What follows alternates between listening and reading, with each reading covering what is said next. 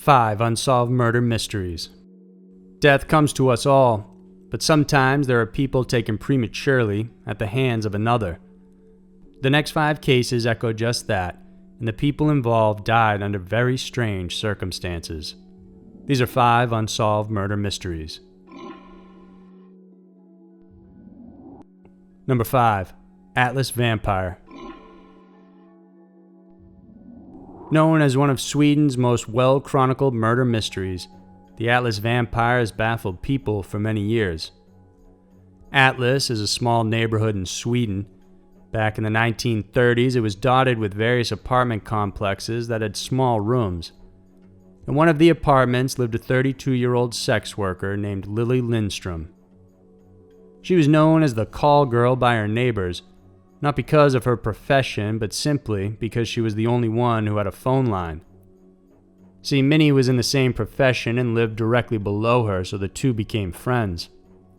Several days later, though, Minnie began to grow worried when she hadn't seen her coworker in a while.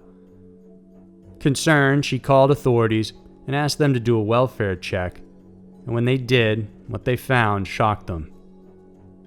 When police entered the apartment, they found Lilly lying face down on the bed, completely naked with her clothes neatly placed on a chair by her side.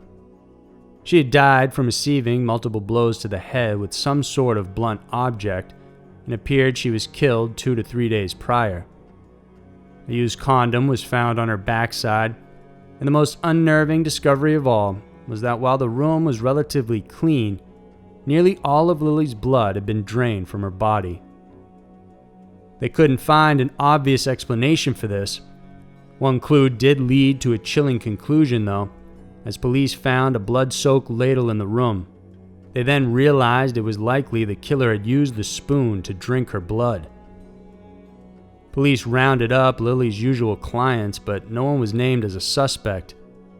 Moreover, no one had seen her last client come and go in the days right around her death.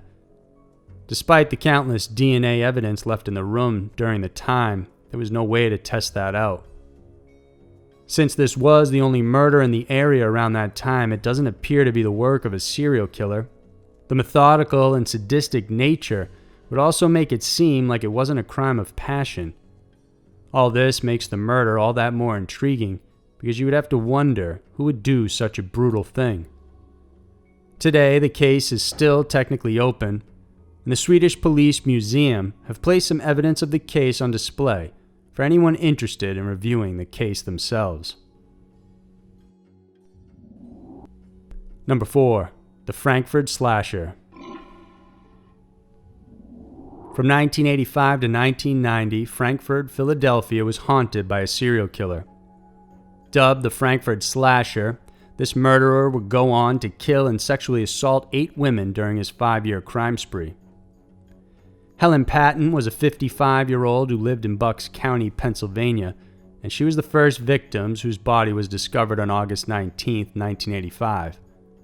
She had been dead for a week and was naked from the waist down with her shirt pulled up above her chest. It was clear she had been sexually assaulted prior to being stabbed 47 times. Police didn't have any leads, but then after 5 months, the killer struck again. On January 3, 1986, 68-year-old Anna Carroll was found dead inside her own home. She was also discovered naked from the waist down with a kitchen knife still stuck in her torso. The killer went quiet for almost an entire year, but then on Christmas Day of 1986, they killed 64-year-old Susan Olsef inside her home. The one thing that connected them all was that these women were known regulars at a place called the Golden Bar. The following year, but just weeks after Suzanne's body was found, Jean Durkin, who was 28, was found dead very close to Goldie's bar. Jean was a stripper, but was homeless and often slept on a street close to the bar. She was found murdered, sexually assaulted, and stabbed 74 times. Her body was then left under a lorry with an overcoat covering her. By November 11, 1988, another woman, Margaret Vaughn, who was 66, was found stabbed in an apartment building on Penn Street, and she's believed to be another victim of the slasher. The community was shaken to its core and on high alert, but the killer didn't show any signs of stopping.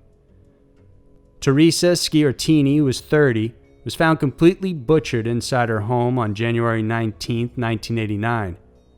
Eyewitnesses said both Vaughn and Sciortino were seen with a middle-aged white man before they were killed, and although a composite sketch was created, no arrests were ever made. Another murder attributed to the Frankfurt Slasher was that of 46-year-old Carol Down. She had a history of mental problems and was found stabbed more than 12 times, with her left nipple having been removed as well. Her body was left behind Newman Seafood, so the following day police questioned Leonard Christopher, an employee at the store. Other prostitutes had told police they had saw Leonard near the crime scene with a large utility knife on his belt the evening of the crime. Soon after that, he was arrested despite the fact that prior witnesses described the slasher as a white man and Christopher was black.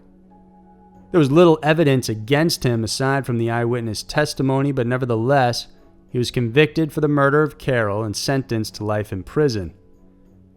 So with Christopher in jail, many thought that the Frankfurt Slasher was gone for good, but another crime would happen that bore the marks of this sadistic serial killer. On September 6, 1990, Michelle Denner was found murdered inside her apartment. No signs of forced entry were seen, just like the other victims, and Michelle had been stabbed 23 times in the chest and stomach. She was a unique case because she was acquainted with one of the previous victims, Jean Durkin. In fact, the night before Durkin was discovered dead, Michelle was seen arguing with her over a blanket. This actually led police to initially consider Michelle as a suspect, but soon dropped it, seeing that there was no evidence to convict her. Investigators believe that since the two frequented the same bar and area, they both may have come across the slasher and somehow became victims of his vicious killing spree. Who the killer was or is, however, still remains a mystery.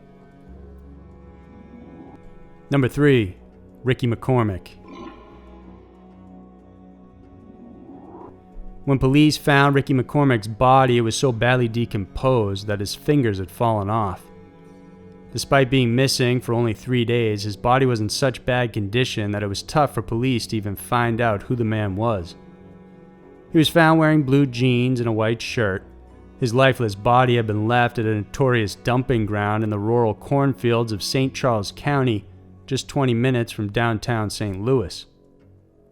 After conducting an autopsy, the coroner ruled his death undetermined with suspicion of foul play. There were no stab or bullet wounds to indicate he had died that way, and even if there was a possible head wound, it was hard to determine because of the advanced decomposition. Despite the ruling of suspicious death, however, there was very little to go on. With no clues on his body, they collected information and leads from Ricky's family, friends, and girlfriends. Ricky was a high school dropout who had lived in the Illinois and Missouri area, bouncing around from one address to another most of his life. He would often mooch off his mother, and it was obvious their relationship was strained since his mother labeled him retarded, citing he likely suffered from some form of mental illness that went undiagnosed. He wasn't married either, but had fathered 4 children, the first 2 with a then 11-year-old girl nicknamed Pretty Baby. For that, he served 13 months out of a 3-year prison sentence for statutory rape. At the time of his death, he was 41 years old and suspected to be involved with drug activity. Despite finding out more about his life, police were stumped and no leads panned out. From the public eye, Ricky's case went cold and nothing came out of the investigation. It wasn't until 12 years later when his case would capture the public's attention once again. When investigators couldn't find anything else to go on, they turned to the one thing Ricky left behind upon his death: his jeans and shirt. Detectives found 2 crumpled pieces of paper in his jeans pockets with random scribbles of letters and numbers. They turned this over to the FBI. However, after holding on to the cryptic papers and its contents for 12 years, they couldn't figure out what the coded message was, so they turned to the public for help. The crumpled papers contained an unknown code consisting of letters and numbers, some of them occasionally enclosed in parentheses. Internet sleuths and amateur code breakers tried their hand at cracking this code, but to no avail. Without results, most people insinuated the code was unbreakable because it wasn't a code in the first place. After all, Ricky was barely literate and probably suffered from mental problems. However, the FBI seems to think otherwise. They point to the series of repeating letters citing there is something there, but it's most likely a personal message and not something meant for public consumption. Perhaps it's some sort of drug dealer-related code for pickup and drop-offs. Or it could be something relating to his death. Regardless, today the code remains unbroken. It has become among the top 3 coded messages that have stumped the FBI, including one letter from the infamous Zodiac Killer in 1969 and an anonymous secret letter written to an unstated public agency. Number 2. The Dupont de Lejeans family. In the spring of 2011, after several days had passed, neighbors of the Dupont de Lejeans family began to notice that the house seemed unusually quiet. They were a household of 6, and Xavier was the head of the family. He was born in France in 1961 and had a privileged upbringing in a strict Catholic household. He was described as courteous and discreet by neighbors and those who knew him, and while it's unclear what type of employment he was actually in, it's thought he worked as an advertising salesman and also ran some companies with limited success. His wife Agnes, also a devout Catholic, taught catechism and regularly attended Mass with their children.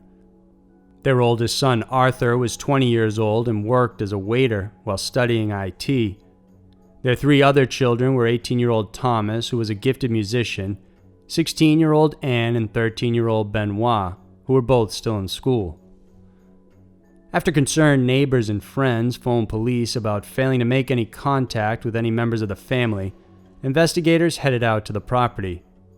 There, they discovered that the 2 family Labrador retrievers had recently been killed and buried, each one having received a gunshot wound to the head. After that, some more digging was done, and under the patio is where they found several human remains. Every single family member had been killed and buried in a shallow grave, except for Xavier, who was missing and unaccounted for. During the autopsy, it was discovered the victims were drugged prior to being shot to death with a .22 caliber pistol that Xavier had inherited from his father. Looking back, prior to the discovery of the bodies, the family performed a number of suspicious actions. This included terminating the lease on their home, closing all bank accounts, settling the children's school payments, tacking a return all mail to sender note on the mailbox, and the home being completely emptied. Aside from the school officials receiving abrupt notice, Agnes's employer was also informed she had gastroenteritis and the family was moving to Australia. 2 of the 3 cars the family owned were also missing from the property. One was later found abandoned at a hotel, which police believe Xavier had used and abandoned. The other one, a Pontiac, has never been found. Days prior to their deaths, the family had been seen several times, and their individual friends and acquaintances didn't notice anything unusual. However, Xavier's actions were deemed more suspicious by authorities. He was seen buying 4 bags of lime from a host of different shops around town. His subsequent disappearance only made him more suspicious, and as of the moment, an international warrant of arrest is out for him as both a primary witness and suspect. Hundreds of tips and false leads have been received by police as to his whereabouts, but none have panned out. In July of 2015, a French journalist received a photograph of 2 of the Dupont de Lejeans' children, Arthur and Benoit. On the back of the picture was a handwritten note saying, "I'm still alive." It's unknown who sent the image and where it was taken. The following year, a CCTV image of a man who looked very much like Xavier was spotted in a casino. His sister still believes that the family never actually died. The autopsy was rushed and the bodies were cremated just days afterwards. Family members were also encouraged not to view the bodies, and so she says that the family had indeed gone into hiding and that their deaths, including the bodies recovered in the home, if indeed there were any, were not of the family at all. Currently, this case remains open. Number 1. Keith Warren. It was already dusk, 6 hours after authorities found Keith Warren's body hanging from a tree in the back of a townhouse, when his mother and family were informed of his death. The police had deemed it a suicide by hanging. No autopsy was done, and his body was quickly brought to a funeral home for embalming. For Keith's relatives, there was nothing but shock and grief. The 19-year-old was a promising student and by all accounts had a bright future ahead of him. He had just been accepted to North Carolina Central University and was to start during the fall, but instead, his body was found in July of 1986. His mother, Mary, initially accepted the verdict, but soon afterwards, there were just too many things that didn't add up to support the claim. For one, a friend of Keith's named Rodney Kendall told her that suspicious individuals had approached him looking for Keith prior to his death.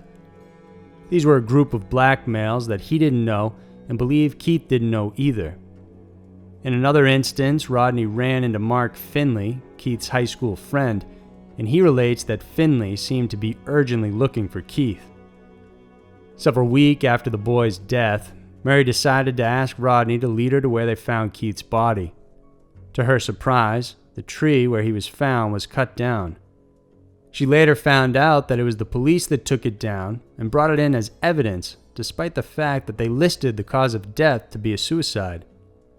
Realizing that something was amiss, she launched a letter-writing campaign seeking help from state and federal officials, but to no avail. It wasn't until April of 1992, on what would be Keith's 25th birthday, when she went out to the porch and found a plain manila envelope sitting there. Inside were 5 photographs of Keith's body hanging from the tree.